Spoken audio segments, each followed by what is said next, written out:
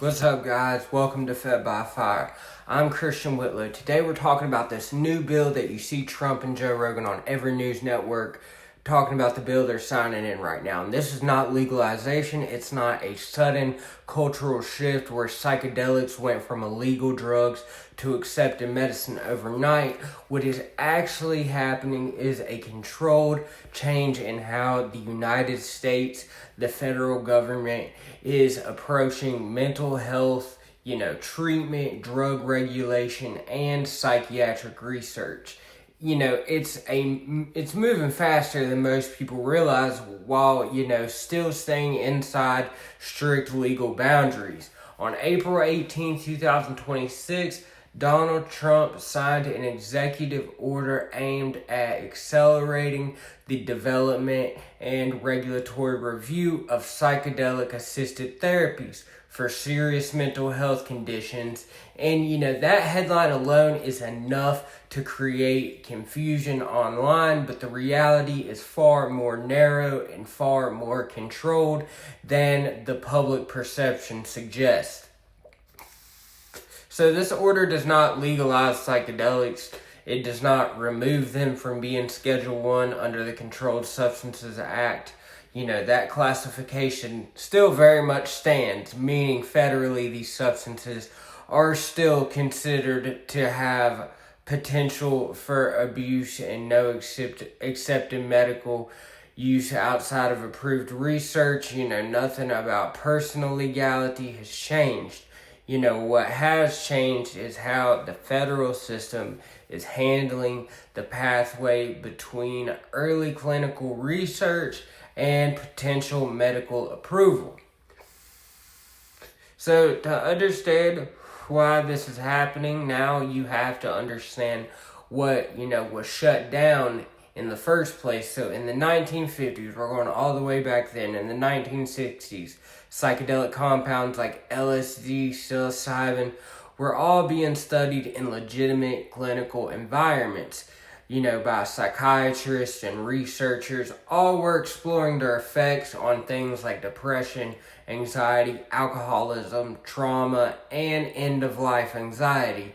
And these are not fringe experiments at the time, they were part of mainstream psychiatric research. So the early results showed promise, Some patients had reported significant emotional breakthroughs, reduced depressive symptoms, and improved psychological flexibility. But after guided sessions, they saw all that. After that point, psychedelics were not viewed as cultural symbols. They were viewed as experimental tools that might have some type of medical value. Then, the cultural shift of the late 1960s changed everything. Psychedelics became associated with, the counterculture movement, political unrest, and widespread recreational use. The public perception shifted rapidly from medical curiosity to a social threat, and that shift created political pressure that ultimately led to federal intervention. So, in 1970, the Controlled Substances Act was passed and psychedelics were placed into Schedule 1, a category reserved for substances, the bad ones, considered to have no accepted medical value, use, and, high potential for abuse, things like ice, H. That classification effectively ended most legitimate psychedelic research in the United States, though. Funding dried up and universities backed away. Clinical programs were shut down or forced to, discontinue. For decades, these compounds were not just illegal in practice, they were scientifically excluded from, mainstream medicine. And that situation remained largely unchanged for more than 30 years. Psychedelics were treated as, culturally and medically radioactive, even as informal interests never fully disappeared. But the scientific world did not begin, seriously revisiting them until the early 2000s. And at that point, something started to shift quietly, in the background. Small research teams, often, at major institutions, but operating under strict regulatory approval, began reintroducing these controlled studies on substances like psilocybin, MDMA, and later ketamine. And these studies, were tightly regulated, carefully designed, and focused on specific conditions that had not responded well to traditional treatments.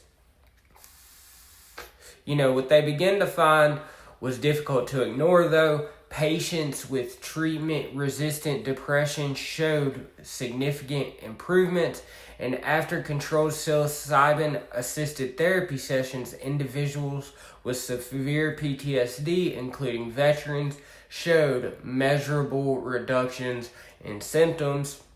After a MDMA-assisted psychotherapy session in addiction research, some participants reported long-term changes in substance use patterns following, structured psychedelic interventions. All of these things have, value. In the 2010s, all this accumulated data reached a point where regulatory agencies could no longer ignore it. And the Food and Drug Administration began granting breakthrough therapy, designated to certain psychedelic-assisted treatments. That designation does not mean approval. It means early clinical evidence. It suggests a treatment may be significantly more effective than the existing options, and therefore the approval process should be prioritized. And that moment, marked a turning point. Psychedelics were no longer completely outside of the medical system. They were still illegal, still heavily restricted, but, they were now officially back inside the conversation of legitimate psychiatric research. And at the same time, the United States was facing a growing mental health crisis. Rates of depression and anxiety have been rising for years, and we all know that suicide rates remain high, particularly among veterans, and a significant number of patients do not respond, adequately to the existing treatments, including SSRIs, antipsychotics, and, conventional talk therapy models. This creates a gap between medical need and medical effectiveness.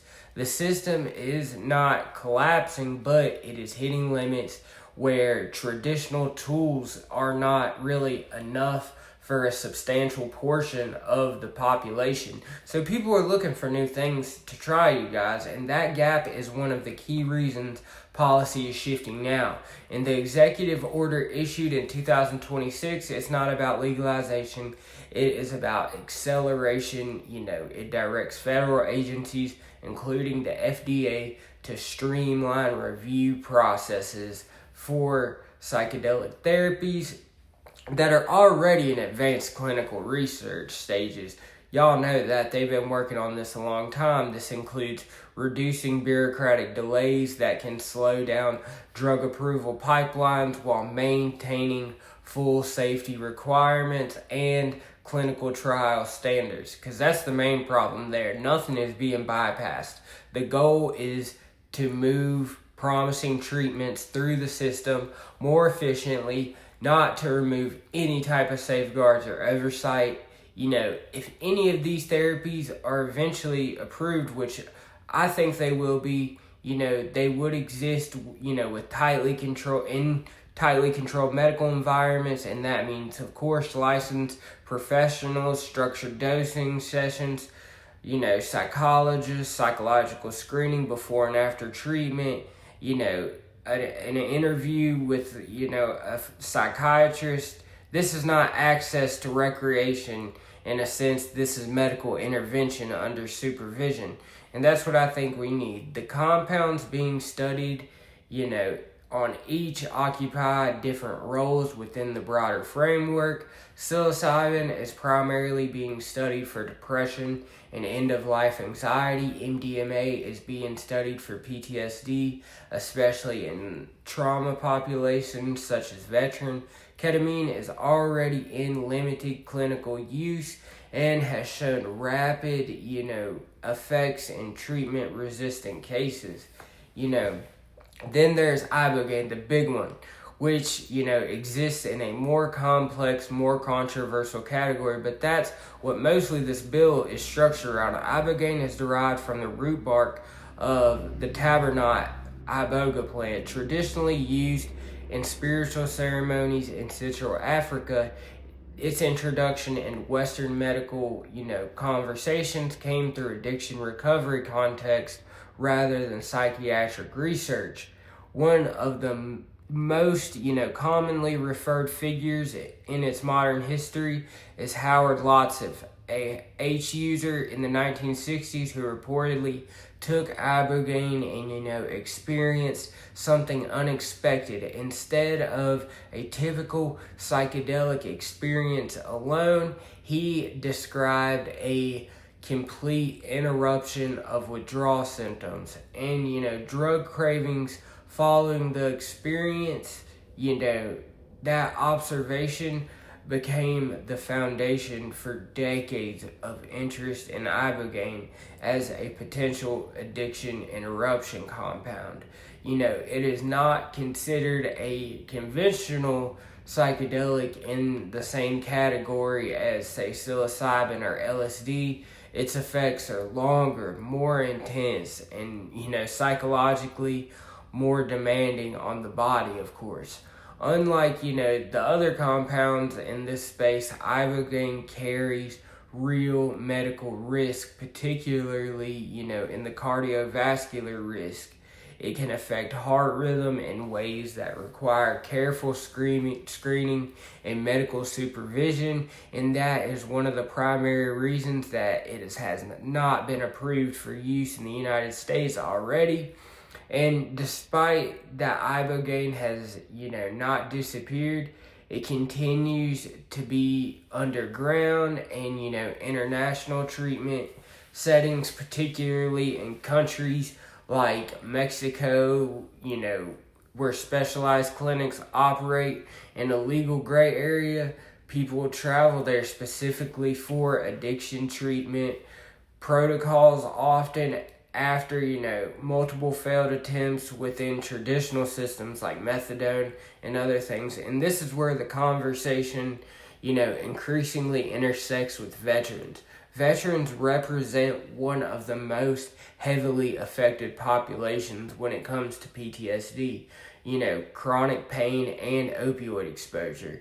Many have gone through, through multiple treatment systems, medications, and therapy protocols without achieving any type of lasting relief, and that's unfair to these guys. That gap between available treatment and real-world outcomes is what drives this ongoing interest in experimental approaches.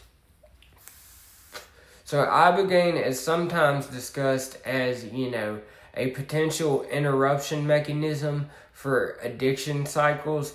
Not, a cure, not a replacement for therapy, but a possible reset point where, compulsiveness, the neurologic patterns are disrupted long enough for recovery systems to actually take hold.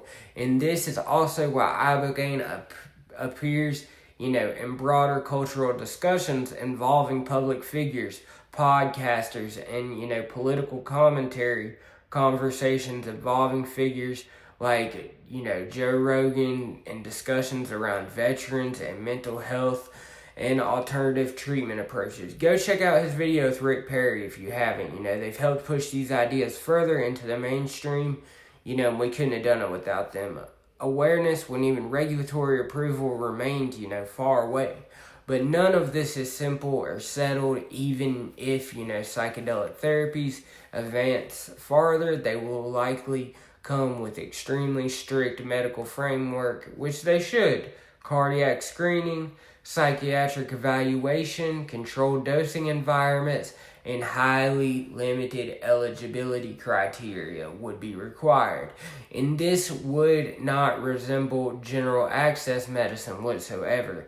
At the same time, there are larger questions that remain, unresolved. Who gets access first, how expensive treatments will be, and whether insurance companies will cover them. Or, whether these therapies will become widely available or remain limited to specialized clinics, serving small populations. We'll see what happens. And, those questions matter because they determine whether this becomes a meaningful public health tool or a limited interventional available only to those who can access it. There is also a broader cultural shift happening underneath all of this that has been for decades. Psychedelics were framed almost entirely as dangerous substances with no medical value. And now the framing is slowly shifting towards controlled therapeutic tools with potential benefit. And under specific conditions, that's great. I never thought I'd see this in my lifetime. That kind of reversal does not happen cleanly. It creates tension between the old legal framework and new specific data. It forces institutions to reassess assumptions that have been in place for more than half a century. I can tell you now, Big Pharma does not like this. What ties all this together is not a single drug policy or discovery. It is a system under pressure, a mental health system struggling to meet demand, a research system producing new data, a regulatory system slowly adjusting to that data, and, a public increasingly aware of the existing treatments do not work for anyone. So when you look at the executive order, it's not legalization and it's not deregulation. It is a controlled acceleration of existing shift that's already happening inside of medical research. And psychedelics are still illegal. Obviously, that has not changed. But what has changed is what they are now being actively reconsidered inside the medical system itself, under strict conditions and limited frameworks. And that alone represents, one of the most significant shifts in the United States drug policy and mental health strategy that we've seen in decades, because for the first time in a long time, the question is no longer whether these substances are dangerous. It's something else. The question is whether under controlled medical environments, are they useful? Do they have benefit? And that question is now being tested inside the system itself, where policy, science, and public need are all colliding at the same time. And, that's what we need. A shout out to all the guys that have been doing this work, for, like Rick Perry, Joe Rogan, MAPS, the Medical Association of Psychedelics, not the other ones, not those fucking weirdos.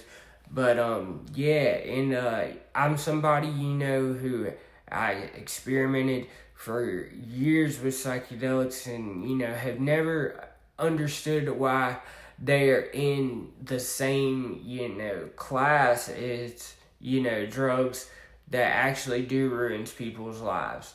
So for me, guys, this might not change anything in my daily life, but maybe one day, we'll see ibogaine clinics in America. And, that would be great, especially for our veterans. And, one day I'd like to maybe try it myself. That'll be the goal. But anyway, everybody have a good week. I'll have some more popping up throughout the week. Peace.